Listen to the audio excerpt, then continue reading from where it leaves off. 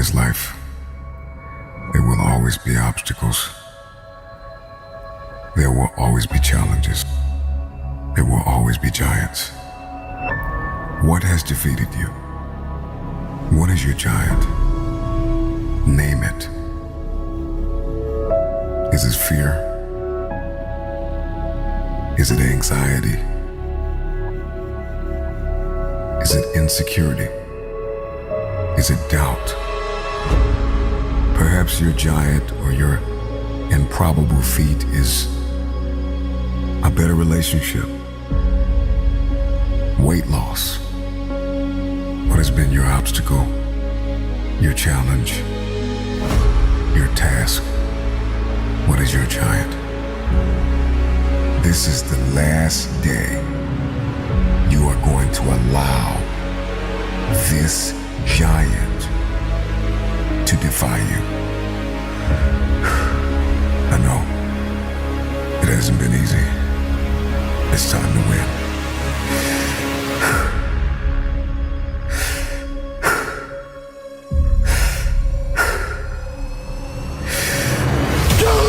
Goliath!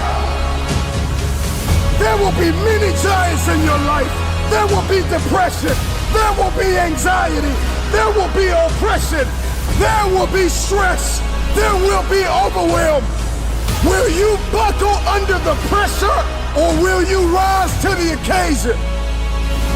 The Bible says that David got up and ran into the army of the Philistines. He ran towards the battle. And like an eagle is the only bird that flies into the storm, it is time for you to fly into the next dimension of where you have been called to. What is your dream? What is your idea? What is your assignment? There is a new breed of champions emerging out of the ashes of doubt and fear. Your knees may be knocking, your palms sweaty, but the time is now to rise up and run after it. Run after your dream. Run after your idea. Run after your goal. Run after it with everything that you have. You will never have your future until you are fully persuaded that you are a carrier of everything required to fulfill your destiny. If nobody believes in you, you gotta make it up in your mind that all you have is all you need. You are going to need vision. Before you win, you're going to have to see it. I want you to see yourself winning. If you can see it, you can have it. In this life, there will always be a man, a woman, a boy, a girl, or a team who will face impossible odds. And somehow, through some combination of courage, will, grit, and a mustard seed of faith, they'll manage to overcome. What I love about David is that David was not only one of the youngest, the smallest, the least likely. Not only was David underrated, but his weapon of choice was underrated. And there will be times in life where people will not believe in you, neither what you are carrying. I'm gonna tell you the one thing that separated David from Goliath, and that was his heart for God and God's people. If you are going to defeat your giant, you are going to need heart. You must overcome what lies between the pit of your fears and the summit of your knowledge. Our Goliaths, our challenges, our giants oftentimes meet us in our valley places. It's not on the mountaintop that David fought Goliath, but it's in the valley. I tell you this, the tangible giants in our life are defeated by means that are intangible. If a man can conquer his mindset, if a man can master discipline, then there is nothing he can't win.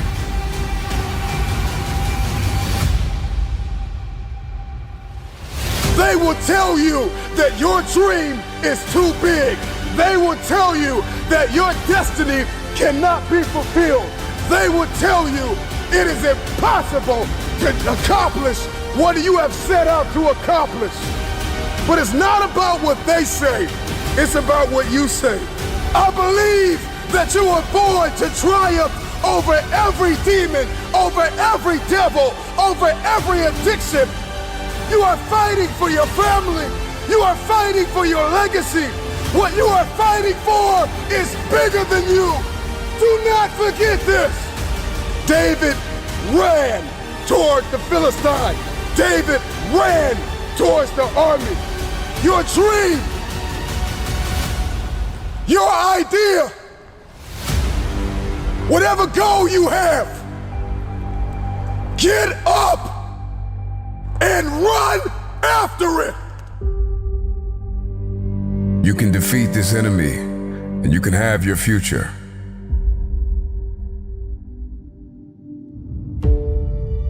If you're going to defeat this giant, if you're going to win the war, it starts on the battlefield of your mind.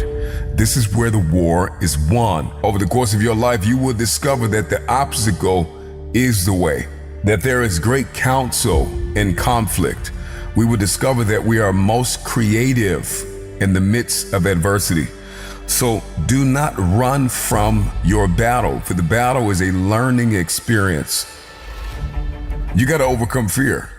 The moment that you overcome fear, then your opponent is bankrupt. There's nothing they can do. You're going to have to dispense with fear and with negative self-talk. Remember your why. It is the why that gets us to win. And it is the why that gives us the power to persevere through the how. Stop looking for the addition. Stop looking for the validation. Stop looking for everybody to agree with what you're about to do.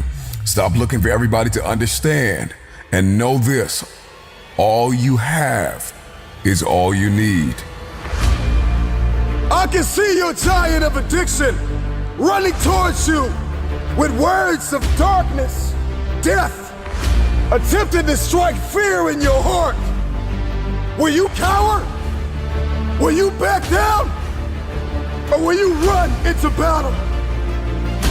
But I see a generation rising up against the one who called you powerless, rising up against the fiery darts of the enemy, rising up against the lie that have held us down far too long, rising up against the despair and the heaviness and the chronic anxiety. I have waited my whole life for this moment. Thank you to everybody that doubted me. Knees buckling, palms sweaty, heart heavy, but I'm ready. I'm afraid, but I'm running. You will hear my feet walking the pavement. I'm no more complacent. Here's to everybody that doubted me. Here's to everybody that stopped believing in me. Here's to everybody that counted me out. What has been tested, what has been proven, do something with what's in your hand. Do what you can with what you have. All you have is all you need.